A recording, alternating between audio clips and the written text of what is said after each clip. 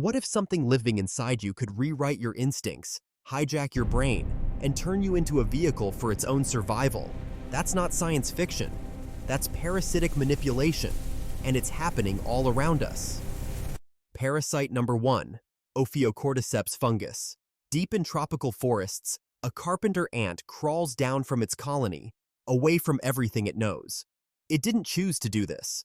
A fungus called Ophiocordyceps unilateralis has been growing inside its body for weeks, releasing chemicals that override the ant's motor control.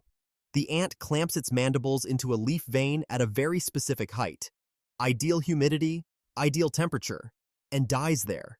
Then the fungus erupts from its head and rains spores down onto the forest floor below, infecting the next generation of ants. The ant was nothing but a vehicle with legs. Parasite number 2, Toxoplasma gondii. Toxoplasma gondii needs to get from a rodent into a cat to complete its life cycle. So it does something remarkable. It makes mice attracted to cat urine. Normally, the smell triggers pure panic and avoidance, but infected mice approach it. They lose their fear response specifically toward cats, while remaining afraid of other threats. The parasite targets the amygdala, the brain's fear center, and alters dopamine signaling. The mouse walks toward the predator. The cat eats the mouse. The parasite reaches its final host. Mission accomplished.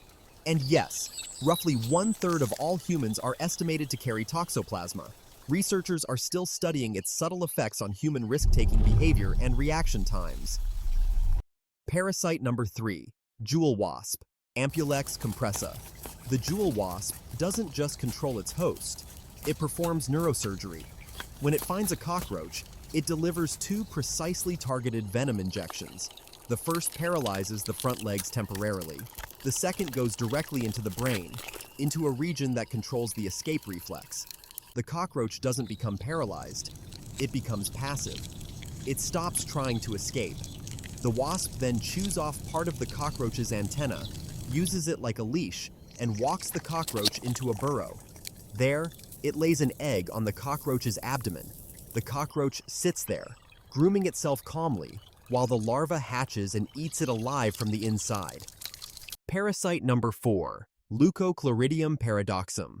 This flatworm has one of the most visually disturbing strategies in nature. Its larvae infect land snails and migrate into the eye stalks, those long, soft tentacles snails use to see.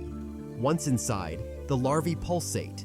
They swell and throb with color, mimicking the appearance of a caterpillar or a grub. The snail, which normally avoids open daylight to escape predators, now moves out into exposed areas. Birds spot the pulsating eye stalks, peck them off, and swallow the larvae. The parasite completes its life cycle inside the bird. The snail, remarkably, often survives and regrows the eye stalk, only to be reinfected. Parasite number 5, Spinochordoides tellini, hairworm. The horsehair worm spends its adult life in water, but its larvae infect land-dwelling crickets and grasshoppers. Inside the insect's body, it grows, sometimes reaching lengths 3 to 4 times the size of its host. When it's ready to reproduce, it needs to get back to water. So it hijacks the cricket's nervous system, producing compounds that mimic the insect's own neurotransmitters. The cricket, which would normally avoid water, walks straight into a pond or stream and jumps in. The worm then bursts out of the cricket's abdomen and swims away to reproduce.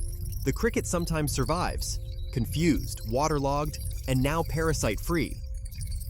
Parasite number 6, Glyptopantales wasp. This parasitic wasp lays dozens of eggs inside a living caterpillar.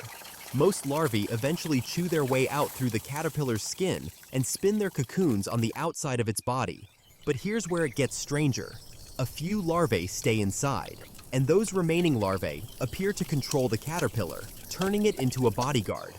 The caterpillar stops eating, stops moving normally, and begins thrashing violently whenever any predator approaches the cocoon cluster. It whips its head at threats, driving away insects that might destroy the pupating larvae outside. Once the adult wasps emerge, the caterpillar, having served its purpose, dies. These aren't edge cases or evolutionary accidents. Parasitic manipulation has evolved independently dozens of times across completely different species: fungi, flatworms, wasps, protozoa. Each one found the same solution. Don't fight your host, reprogram it. Use its own nervous system, its own muscles, its own instincts against it. The host doesn't know it's been hijacked. It just follows the instructions. Behavior, it turns out, is just another resource a parasite can exploit.